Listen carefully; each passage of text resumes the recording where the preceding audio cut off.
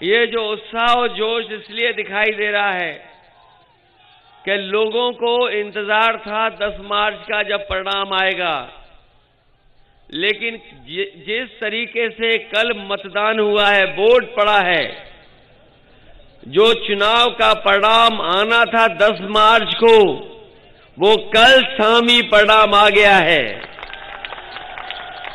ये बात तो आपको सबको पता लग गया है कि हवा किस तरफ चल रही है। इस बार हवा भारतीय जनता पार्टी की खराब है और सफाया होने जा रहा है। जहां पर चुनाव पहले चरण में था, वहां पर जनता ने, किसानों ने, हर वर्ग के लोगों ने भारतीय जनता पार्टी का सफाया कर दिया है।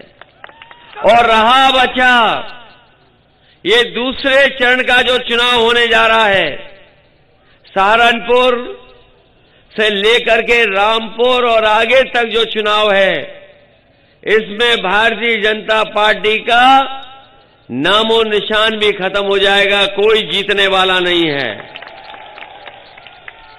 बताओ, ये मान लूं, मैं कहने मान लूं रामपुर से सफाया होगा,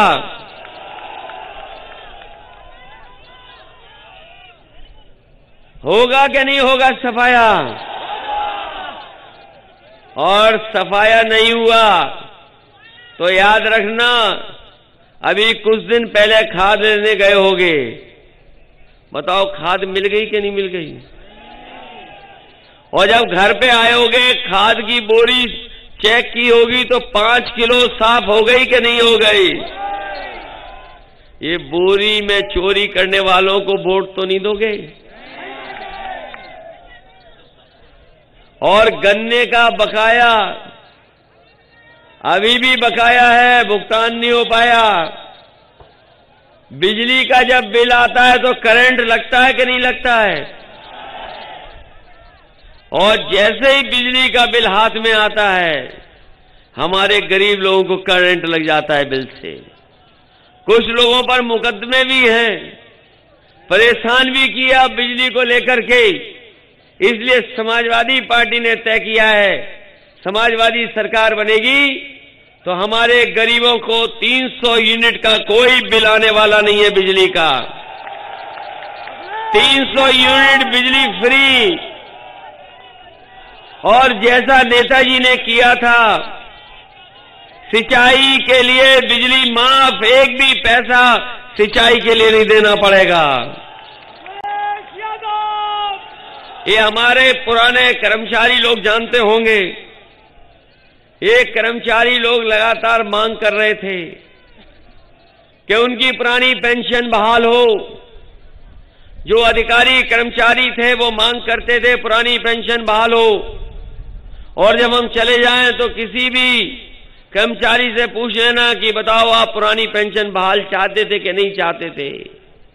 समाजवादी पार्टी ने तय किया है, सरकार बनने के बाद हमारे कर्मचारियों की पुरानी पेंशन बहाल होगी और सरकार के खजाने से ऐसा पैसे का इंतजाम करेंगे कि उनको आने वाले समय में भुगतान में कोई दिक्कत न हो। ये अभी मैं सुन रहा था, गन्ने के भुगतान को लेकर के न जाने कितनी परेशानी उठानी पड़ती है। परेशानी उठानी पड़ती है, लोगों को धरना में बैठना पड़ता है, अधिकारियों के खिलाफ खड़ा होना पड़ता है। लेकिन समाजवादी पार्टी ने तय किया है कि हमारे किसानों को गन्ने के भुगतान के लिए धरने पर नहीं बैठना पड़ेगा। हम लोग 15 दिन के अंदर किसानों के गन्ने का पैसा भुगतान कराने का काम करेंगे।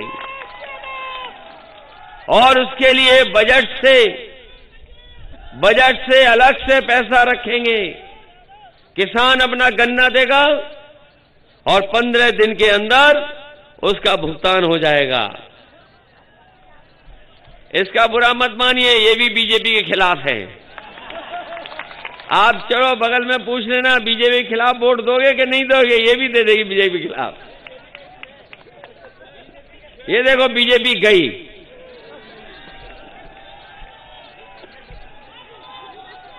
इधर से आई, उधर से चली गई बीजेपी।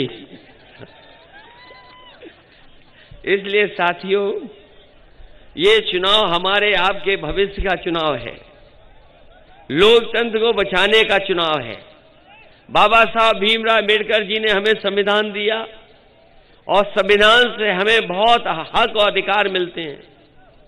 अगर कहीं हम लोग अपने आप को बराबरी पर समझते हैं तो कहीं न कहीं बाबा साहब भीमराव अम्बेडकर जी ने जो संविधान दिया है उसके माध्यम से हमें बराबरी का हक और सम्मान मिलता है। लेकिन जब से भारतीय जनता पार्टी की सरकार आई है, एक एक कर करके बाबा साहब भीमराव अम्बेडकर जी के अधिकार दिए हुओं को खत्म करने में लगी है। जो लोग पढ़ते लिखते होंगे जानते होंगे कि नई लोकसभा बन रही है, दिल्ली में नई लोकसभा बना रहे हैं भारतीय जनता पार्टी के लोग। हो सकता है संविधान को ही बदल दें। इसलिए साथियों, हम कहना चाहते हैं, जहां ये आपका हमारे भविष्य का चुनाव है, किसानों का चुनाव है, वहीं ये संविधान को बचाने का भी चुनाव है। बताओ, संविधान को बचाने का काम करोगे कि नहीं करोगे इस चुनाव में? ये बीजेपी के लोग कुछ भी कर सकते हैं और उनके लखनऊ में बैठने वाले वो कुछ भी और कर सकते हैं। ये बाबा मुख्यमंत्री को हटाने वाला भी चुनाव है। बताओ, बाबा मुख्यमंत्री को हटाओगे कि नहीं हटाओगे? ऐसे मुख्यमंत्री जिन्होंने खेतों पे तार लगवा दिए, खेतों पे तार लगे कि नहीं लगे हैं? और हमारी गाय मां भूखी है, हजारों करोड़ रुपया आया गौशाला में, पता नहीं पैसा कहां चला गया, जाने कहां पैसा चला गया। हजारों करोड़ रुपया आया था गौशाला गाय मां की सेवा के लिए, लेकिन वो पैसा पता नहीं कहां चला गया। हमारे खेतों में किसानों को तार लगाने पड़ गए और कोई भी फसल पैदा की होगी हमारे किसानों ने तो किसी भी फसल की कीमत इन्होंने नहीं दी। बताओ, किसी फसल की कीमत मिली हो तो बताओ। महंगाई बढ़ गई कि नहीं बढ़ गई? ये कहते थे हवाई चप्पल में चलने वाले को हवाई जहाज में बैठाएंगे, और जब से भारतीय जनता पार्टी की सरकार आई है डीजल पेट्रोल महंगा कर दिया है। गरीब आज गाड़ी नहीं चला सकता, गरीब की गाड़ी नहीं चल पा रही, नौजवान की मोटरसाइकिल नहीं चल पा रही। बताइए, पेट्रोल ऊपर पहुंच गया नहीं पहुंच गया? 100 रुपए पार आ गया कि नहीं? तो सोचिए, ये हालत है। गरीबों से पैसा लेकर के अमीरों की तिजोरी भरने का काम अगर किसी ने किया है तो वो भारतीय जनता पार्टी के लोगों ने किया है। इसलिए भारतीय जनता पार्टी के खिलाफ आज हर वर्ग के लोग खड़े हैं। कोई वर्ग नहीं बचा जो उनके खिलाफ ना खड़ा हो। आज नौकरी को लेकर के, रोजगार को लेकर के सवाल है। कोई नौकरी नहीं मिल रही नौजवानों को, रोजगार नहीं है। जो कारखाने उद्योग नौकरी रोजगार भी देते थे वो कारखाने उद्योगों को बेचने का काम किया है। ये बड़े बड़े कारखाने जो भारत में लगे थे सब बेच दिए गए। ये जो हवाई जहाज चल रहे थे सरकारी, वो हवाई जहाज बेच दिए। हवाई जहाज जहां खड़े होते थे वो हवाई अड्डे बेच दिए। पानी के जहाज बेच दिए। पानी का जहाज जहां खड़ा होता बंदरगाह बेच दिए। ट्रेनें बिकने जा रही हैं, रेलवे स्टेशन की जमीनें बेच दी। और ये एक दिन अगर इन्हें फिर मौका मिल गया तो हो सकता है कानून ला करके न जाने क्या क्या चीजें बेचने लगे। बताओ, बिकना शुरू हो गया कि नहीं बिकना शुरू हो गया? जिस समय बीमारी में हमें और आपको परेशानी उठानी पड़ी, सब कुछ इलाज के लिए इंतजाम करना पड़ा, किसी की आमदनी नहीं हुई, किसी की आय नहीं बढ़ी।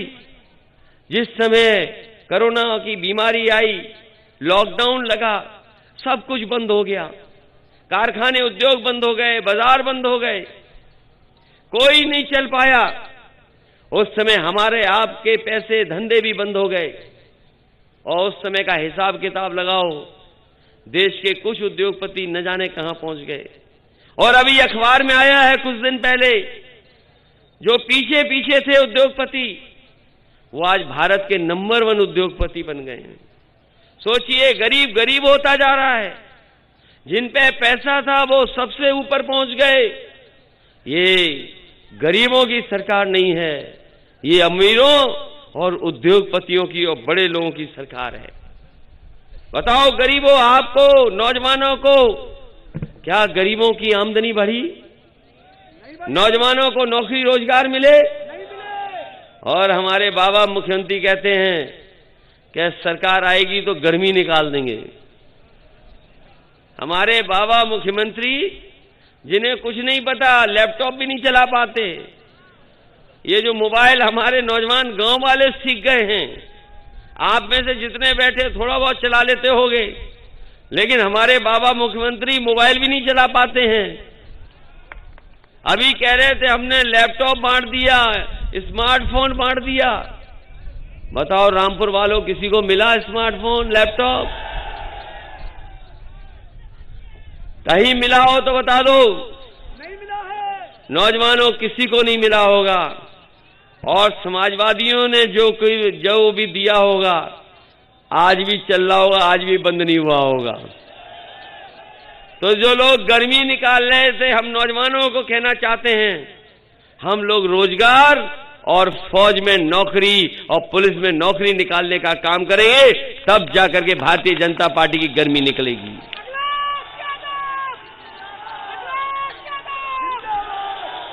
और फिर गर्मी निकालने वालों के लिए तो हम ये कह सकते हैं, जो लोग जानते होंगे फ्रिज कैसे चलती है, गर्मी निकालने के बारे में तो हम इतना ही कह सकते हैं कि जो लोग जानते होंगे फ्रिज कैसे चलाई जाती है। फ्रिज में सामान सब ठंडा रहता है, और कभी कभी जब फ्रिज खराब हो जाती है तो सब गर्म हो जाता है। ये है कि नहीं है? तो बताओ, हमारे बाबा मुख्यमंत्री क्या कंप्रेसर है जो गर्मी निकाल देंगे? क्या कंप्रेसर है वो? इसलिए साथियों, ऐसे मुख्यमंत्री जो कुछ नहीं जानते, उन्हें हटाना है। हटाना चाहते हो कि नहीं हटाना चाहते? इस बार उत्तर प्रदेश की जनता ने तय किया है, ये झूठ बोलने वालों का जहाज उत्तर प्रदेश में नहीं उतरेगा इस बार। इनके नेता झूठ बोलते हैं। छोटा नेता है तो छोटा झूठ बोलता है, बड़ा नेता है तो बड़ा झूठ बोलता है, और सबसे बड़ा नेता है तो सबसे बड़ा झूठ बोलता है। आप लोग सफाया करोगे कि नहीं करोगे यहां से? इसलिए जिनकी जितनी छोटी सोच होती है, उतने ही छोटी चीजों के आरोप लगाते हैं। कहां मोहम्मद आजम खान साहब यूनिवर्सिटी और कॉलेज बना रहे थे आपके भविष्य को बेहतर बनाने के लिए। नई पीढ़ी आगे बढ़े, आगे जाए।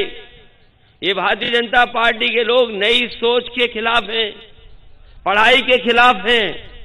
आप लोग पढ़ लिख जाओगे तो समझदार हो जाओगे, उनके झांसे में नहीं आओगे, इसलिए खिलाफ हैं। ये केवल मोहम्मद आजम साहब के खिलाफ नहीं है, वो मोहम्मद आजम साहब की जो सोच है कि आने वाली पीढ़ी पढ़ लिख करके कुछ कर जाए, आगे बढ़ जाए, उस सोच के भी खिलाफ हैं। इसलिए ये चुनाव भारतीय जनता पार्टी को उत्तर प्रदेश से हटाने का चुनाव है, और शुरुआत होनी चाहिए रामपुर से। इस चरण में बताओ रामपुर वालों, साफ कर दोगे बीजेपी को कि नहीं? इसलिए सब कुछ याद रखना, और समाजवादी पार्टी के प्रत्याशी हमारे विजय सिंह जी हैं, इनको अच्छे वोट दे करके जिताने का काम करना। जिताओगे कि नहीं जिताओगे? पिछली बार तो थोड़ा पीछे रह गए, अब तो सब गणित और समीकरण आपके पक्ष में है गणित और समीकरण आपके बीच में कि नहीं? मैं देख रहा था उत्साह से यहां से साइकिल ऊपर कर दी थी। ये साइकिल तो नहीं भूल जाओगे। साइकिल का पैडल इतनी तेज मारना, इतनी तेज मारना, इतने वोट देना, इतने वोट देना कि सबसे बड़ी जीत हो। जिताएंगे। और हम आपको भरोसा दिला के जा रहे हैं, बिजली के सवाल पर, इलाज के सवाल पर, दवाई के सवाल पर हम आपके लोगों की मदद करने का काम करेंगे। आज भी सड़कों पर अगर 100 नंबर वाली गाड़ी 112 हो गई है, वो समाजवादी लोगों की देन है। जो एम्बुलेंस चल रही है, जो एम्बुलेंस आप गांव बुला करके मदद मांगते हैं अस्पताल तक ले जाने के लिए, वो भी समाजवादी पार्टी की देन है। हमें रामपुर में अगर गरीबों के इलाज के लिए, गंभीर से गंभीर बीमारी के इलाज के लिए अगर अच्छा अस्पताल बनाना पड़ेगा तो सरकारी अस्पताल बना करके आपको पूरी की पूरी दवाई और इलाज मुफ्त कराने का काम हम लोग करेंगे। इसलिए इस बार साइकिल की मदद कर देना, एक एक वोट साइकिल पे दे करके इन्हें जिताने का काम करना, यही निवेदन, यही अपील मैं आपसे करने आया हूं। बहुत बहुत धन्यवाद, बहुत बहुत आभार प्रकट करता हूं।